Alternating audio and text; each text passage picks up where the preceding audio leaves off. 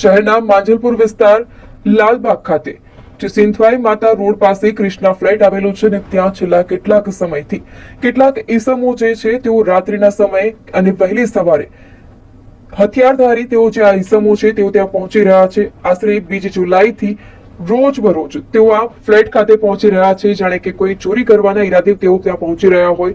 ત્યાંના જે રહીશો છે, ફ્લેટના જે સ્થાનિક રહીશો છે, તેમનામાં અત્યારે ભયનો માહોલ છે.